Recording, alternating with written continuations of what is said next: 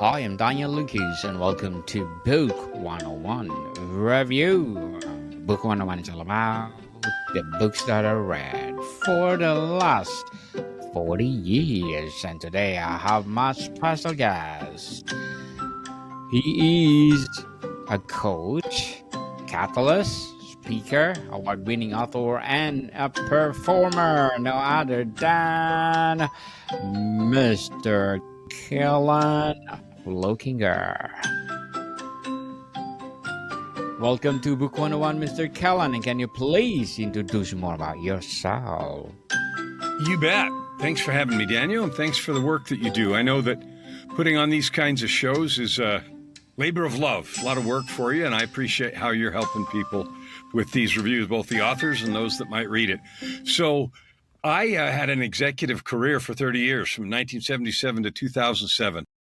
After that, quote, executive career, I had to come face to face with the fact that I hated who I had become and was literally buried in all kinds of life failures, which, you know, make great reading and is in a different book called Tightrope of Depression. But anyway, I started on a new path, started over in 2007. For the last 18 years, I have become an author and a coach, and I coach clients around the world. But the thing I coach most on is helping people learn to tell the truth to themselves about themselves, who they really are and want to be, instead of kind of living in the myth of what we're taught is okay or expected in the world, which leads to kind of the place that I went, because I was very successful and miserable.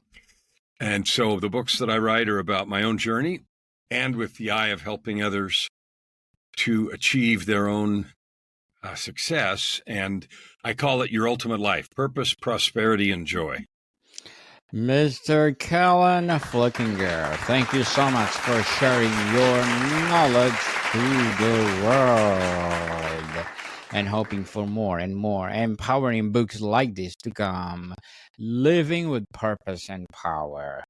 Can you tell us your inspirations to write this book? Yeah.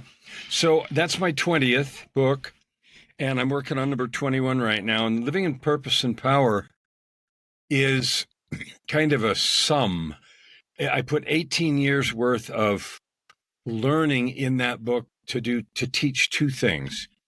One is we have the opportunity to create ourselves, and we don't very much. We let circumstances create us, what other people want, other people do, obligations and all that stuff. And so that creates this churn or this conflict inside of us, because we've never taken time to figure out who the heck we actually are. So I wrote that book to help people both learn exactly how to create yourself, like decide who you are, and then to make it true every day, because it's easy to go to a conference and get all excited by some speaker and write some declarations. I'm this, I'm that. But most of the time, nothing happens with that. And by most of the time, I mean 99.9%. And so this book is everything that I know about how to do it on a permanent basis, how to make the kind of changes you want in your life. And it works because I am a person who lives what I call the ultimate life: purpose, prosperity, and joy. I love every day. I love what I do. I don't do anything I don't want to do. And my goal and the joy that I have every day is helping others realize their own capability and then do something with it to create their own life that they really, really love and enjoy every day. So that's why I wrote it, and that's what it really is designed to do. Mr. How do you define guiding stars, and why are they critical for shaping one's purpose? Well, when we're born, we don't have anything. We're raised in families and churches and society, and they sort of tell us how to behave. And 90-something% of people don't really like their jobs. They find themselves at least sometimes or often in life feeling like, I'm not really making a difference. I'm not really doing anything. And that sort of sits there in their heart because they don't know what to do with it and they don't know how to fix it. So a guiding star for me is a document called a PTAC, Personal Truth and Commitment. And it is a document that I teach in the book, but also have written for myself and help clients, that is a declaration that you make. Doesn't need anyone else's permission. It doesn't need anybody's agreement. It is your own choice, a commitment or an agreement, a contract with God or with the universe. This is who I am. This is how I'm going to show up in the world. And it covers a lot of things, your passions, your skills. But at the core, it is you making a conscious choice about who you want to be. So that's the guiding star, which is, it's a really powerful process because most people have never actually sat down and done the work that I take them through to create their own definition of happiness and their own beyond, people say, I want a lot of money and that kind of crap. But I'm talking about really who are you? How are you going to walk through the world and making that choice? So that's what the guiding star is. It's the creation of a document of your own making and choosing that describes in the most powerful language you can create. And when I tell clients or people I'm working with that already have, things, well, I have a document, I ask a really simple question. When you take your document, number one, do you have it memorized? And if the answer is no, the conversation's over. But even if you do, when you look in the mirror in the morning and you say those words to yourself, does it make you tremble? Does it make you weep? Does it make you fired up? And if the answer is no, then I tell them throw it away because you haven't said anything yet. Because the truth of who you are is powerful. And if you can't connect with that, then you're going to leave half of life on the table. Practical steps do you recommend for someone struggling to identify their life's purpose? Buy the book first, not because I'm trying to sell books, but because I don't know of any other. I mean, I've read hundreds, maybe thousands of self-help books and development books and all the rest. I've got libraries full. And none of them address the truth of creating your own contract, as it were, with your creator. Like, who do you decide you want to be? And then to review it every day. So number one, you have to follow the steps and process to create at least version 1, because you're going to revise it and revise it and revise it as you grow. Part 2, the practical steps is this. I ask people, how do you get up in the morning? And most people, well, I get up and brush my teeth and eat and have some coffee and look at my emails and stuff like that. And what we do then is we give power to everything else, the emails and what bothered me and my mate and the dog peed on the floor. We give power to everything around us to create how we feel.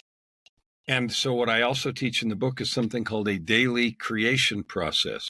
Because if we don't take control and create on purpose how we want to show up, who we want to be, then circumstances around us will create for us, because then we just react to what's going on. If you create yourself, you no longer react to what's going on. You may need to handle some things, but it's not from a place of frustration or negativity or anything else. It's from a place that you create yourself that is consistent with you've chosen to be, and there's no power like that. So it is a creation of a declaration and a daily creation process. It is the foundation for then whatever you want to do, whatever job you have, whatever work you do, if you have your own business or not, doesn't matter. It is, you're going to do the same things. The question is who are you being as you do those things? That's the real question. Very well said. Very well said, Mr. Kellan. Beautifully articulated. In the book, you mention overcoming fear. What strategies do you propose for silencing self-doubt when pursuing purpose? Well, fear. I had a guy once who was speaking, and he's a friend of mine. He's a very, very successful coach. He was talking to an audience, and he stood up and said, I'm going to write a check right now for $1 million, and I'll give it to you. And he had the money, and I knew him, and I knew he had that kind of money. So everybody knew he was serious. And he said, if you can bring me a cup of fear. And of course, nobody can do that. Fear is it is a internal condition that comes when we believe something. We believe we'll fail, or we'll look stupid, or there might be physical stuff, but that's rare. So you believe somehow that what's going to happen to you, embarrassment or whatever is going to damage you. And the truth is, no, it's not. It's a story about what we believe others are going to think of us. And we live in that fear of what people are going to think, what we look like, that we'll fail, all that stuff. And this is the purpose of creating yourself. Like, I have a podcast. I do music. I sing. I do all kinds of stuff. And you know what? I don't care what anybody else thinks, because this is me being me with everything that I've got. And the best thing that you or me can give to the world is all that we are, without worrying about what anybody else thinks. Who cares? Like, really, who cares? And so fear is recognizing that it's external. You don't have to have that experience. In fact, one of the books I wrote is called Walking Without Fear. And it's an entire book on what fear is, what it isn't, and that whole thing. So the strategies is to recognize what it is, say it out loud. I'm afraid that. And often we don't even really know what we're afraid of. It's just this sort of nameless feeling inside of us, and it keeps us from doing stuff. And what it really keeps you from doing is being the very best version of yourself. You keep locked in a cage because you're afraid of, I don't know. I don't even know what I'm afraid of. Somebody's going to whatever. So there's some very practical ways, by starting with remembering that and realizing that what other people think of you is actually none of your business. Yes, people don't care what people say about you. Go, go, go. If you have the passion, show to the world. How can individuals stay aligned with their purpose when faced with societal pressure or external expectations? Well, here's what I have. I ask clients this question. I say, how many of you feel like you've got a bunch of obligations? And everybody always raises their hand. And I'll say, you know what? Empty your calendar. Throw away every single thing. So it's empty. Now you have nothing. Now only put, and they'd say, well, yeah, but I got to make money. I got a rent payment. I got a husband or wife. I got kids. I got mortgage. They say all that stuff. And that's true, but you get to choose how you see it. And the word obligation is a poison word, because the minute you say, I have to do this, and treat it as an obligation, it brings with it the seeds of resentment. Because inherent in I have to means I'd rather be doing something else. And so here's the secret. Throw away all your obligations and only put those things back that you're willing to be truly committed to.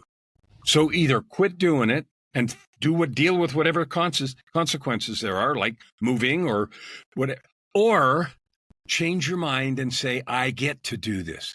This is my privilege. It is my commitment, not my obligation. And I said earlier, I don't do anything I don't want to do. I have zero obligations. I got a boatload of commitments, but I love every one of them because I choose to. And I go into every one of them with that thought, and it changes everything. It changes how good I do. It changes how people feel that are part of the exchange and interaction. It changes everything. And I come out feeling wonderful because I chose to be into that all the way. Mr. Kellan, what's your advice for rebuilding momentum after a major setback or failure derails someone's progress? So there's three things that I say. Number one, all of us have those. From getting sick and going to the hospital, or a loved one dying. My mom died 6 weeks ago, so we just had to go bury her. All those things happen in everybody's life. Big ones, little ones. And here's your choice. I can have that happen and say, scream at the universe, why me? Or I can say, I'll never get back on my feet. But that's a choice. Or I can say, that happened. That's not what I wanted. What is the gift here? What is the gift here? And choose to look at whatever happened and find out how you can turn it in. Like, what can I create with this mess? This is a mess, not what I wanted. Okay, cool. What can I create? Because to take any other view of it is to give your power away, blame somebody, sit around in anger or whatever it is, helplessness. And that's not creative. It creates zero progress. So crap is going to happen to you. People are going to hate you. They're going to wish you didn't do whatever you did. That's going to happen. So get over it. Just make a choice to say, I'm just going to ask myself, what can I create with this? And you will be surprised when you actually go there and say, well, what could I create? It changes how you're thinking about it, and it changes everything about it. So first start with, what could I create? The second thing about obtaining or creating momentum is, if you've been knocked, you're halfway up the mountain and you're knocked and you fell all the way back down. And you can look at where you were and say, it's going to take me forever to climb back up there. Well, you don't know that, first of all, because the climb the second time is different, and it won't matter until you start. I'll give you an example. AI is coming up and really being, used by everybody right now to do all kinds of things. Well, I use it all the time. I don't use it to substitute for my brain or my creativity, but I allow it to speed things up. So even if I lost some big piece of work, I can recreate it in my voice as my stuff by using technology. That AI is just one of them, but lots of tools that are there that weren't even there the first time I climbed this mountain. So the idea that you can't get back there is not true. It's not true. There is a future where you're past where you were. And however much time you want to spend complaining, it's up to you. You're free to do that. But it isn't going to serve you, and it isn't going to lift you back up where you were and get you past there. So start. Where's the gift? Start now. Do what's in front of you and just keep going. Because if you keep going, you're going to get there. You can't not get there. Definitely. Thank you for your advice, Mr. Kellan. But before we continue our discussion, I want to shout out my top 10 top 30 days top ranking on Book 101 review, because in Mali I got 9 on the Apple chart, United Arab Emirates at 11, El Salvador at 13, Uruguay at 14, Norway at 26, Canada at 30, Slovenia at 44 on the Apple chart, Macedonia at 49, and many more. Thank you so much for supporting this podcast, because this podcast is created to empower authors, writers all over the world.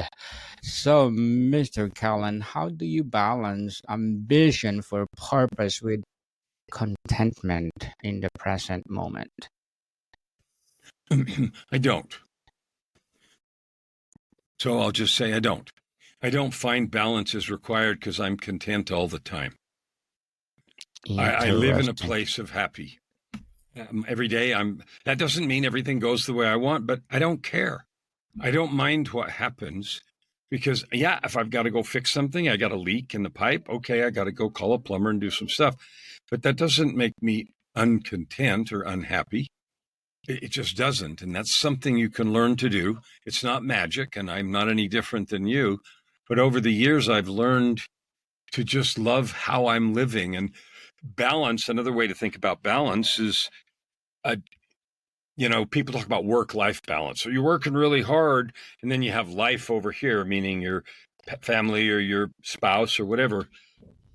You have to allocate your time. And when I use the word have to, then you're thinking obligation. No, I'm married to an angel. So I can't not pay just tons of attention to her. She came right down out of heaven and landed in my lap. So I love being with her. We're taking care of her mother, who's 93 and a half and can't see out of one eye and is very, requires a lot of time. So we just choose to love her, and that's just what we're doing. And I say that not to say poor me, because everybody's got stuff. But I choose to love all of it. And so I don't think of, okay, here's work and here's life. It's all just life. And some of the stuff I'm doing is to make money, and some of the stuff I'm doing is to create relationships and memories with those that I love and that I'm with. And so I just think about it differently. So I'm not thinking of this or that. It's just all who I am. Living with purpose and power, how should readers redefine success when aligning with their purpose versus societal metrics? Well, forget society. You decide who you're going to be and then go create that. You have to handle the logistics, like you got to make some money to put a roof over your head and to eat. Maybe you want to make a lot of money. I have huge financial goals and I'm achieving them, but I'm doing them in the context of serving. My goal this year is to reach 300 million people. And that, what I mean by reach, is with a message that you can actually create the life you want. You're a divine being, you have infinite capability, and if you'll choose to use it instead of hide it, block it, or ignore it, you can create with that power. And so you create your own metrics. Like the whole idea of somebody else's metric means you are living their guidance or whatever. You're living in their system. So create your own system. Yeah, you got to eat, you got to have a house, you got to do all that stuff. But that doesn't prevent you from earning the money the way you want to. Money follows value. So all you got to do is figure out how to create value that somebody wants with what you do. And it's not that hard. It's easier today than it's ever been in the history of the world. So go create some value and then create your own metrics and have fun. Indeed, very well said, Mr. Kellan. Very well said. Are there specific rituals or practices you recommend to stay connected on one's guiding stars? Yeah, it's the daily creation process I talked about earlier. So some people call it a morning ritual. Some people call it a morning routine. I don't like either one of those because they're cliche. So I call it a daily creation process. And I use those words on purpose because we sleep and we wake up sort of refreshed and brand new, right? I don't know why we were created to die every night and wake up again every morning, but we were. So, okay, Yes. then I'm going to decide who I am. And I'm never going to abdicate. So I have a daily creation process. I never skip. And the reason I never, ever, ever, ever skip is because I love how it makes me feel. It Yes. prepares me to be the best version of me. If you skip that, and I used to when I was first learning, I skipped and all the rest like everybody else would. And then I started noticing when I did it, I felt great. And when I didn't, it sucked. So, okay, that's not complicated. If I have to get up a little earlier or not do this or that, that's fine. Because I love how it makes me feel and how I show up during the day, talking to you. Earlier this afternoon, I talked to somebody, a client, other clients, people. I set my life up so I meet 5 or 10 new people every week. And I love them all. And I set myself up to be that and do that. And so this is not nutcase. This is living your ultimate life. So that's how you stay connected. You stay connected. Like you use it and you make it part of your life. Like it's like saying, how do you stay connected to nutrition? Well, you eat. Well, how do you stay connected to your purpose? Well, you weave your purpose into everything you're doing. Okay, Mr. Kellan, before we wrap up our discussion for today, I'm inviting you to please do listen to my other podcast, people. My other podcast, because my abstract essay is already in 5th season, abstract poetry in 2nd season, and of course, my book 101 review in 5th season, comedy 101 in 2nd season, and of course, my food 101 in its 5th season too, geography 101 in 4th season, love letters in 3rd season, and my baby podcast, mental health 101, movie 101 review in 4th season, and music 101 in 3rd season, and sex 101 and science 101 in 1st season. Please listen to them wherever you listen your podcast. So, Mr. Kellan, if someone feels utterly stuck, what's the first action they should take to begin living with purpose and power? Well, read the book because that's where I put everything in. If you want to talk to me, there's the URL on the screen, KellanFluckigerMedia.com. There's a link there to a contact form, and you can get a hold of me. when you have a weird name like Kellan Fluckiger, you can't hide. So I'm Yes. on all the socials, and I'm not hard to find. If you can't find me, you ain't looking. That's hard to find. Mr. Kellan Fullinger, thank you so much for sharing your knowledge to the world. So, can you please invite our listeners to support all your books, your business itself, or whatever projects you are creating right now? You bet. First, I want to invite them to listen to your stuff. 10 podcasts, that's heroic, or 12. You're amazing. Thank So you. that's a beautiful way to add good to the world. Kellan Fluckiger Media, that same KellanFluckigerMedia.com. All my books are there. My podcast links are there. Anything you want to know or follow, my YouTube channel, all of it. And so if you want to know more, if you want to get in hold of me, go there. Yes, people, let's support Mr. Kellan Fluckiger, because if you support him, more and more and more empowering books to come, more and more empowering podcasts, or more empowering business to come. So, Mr. Kellan, thank you so much for your time. Thank you. More to come, people. See you soon.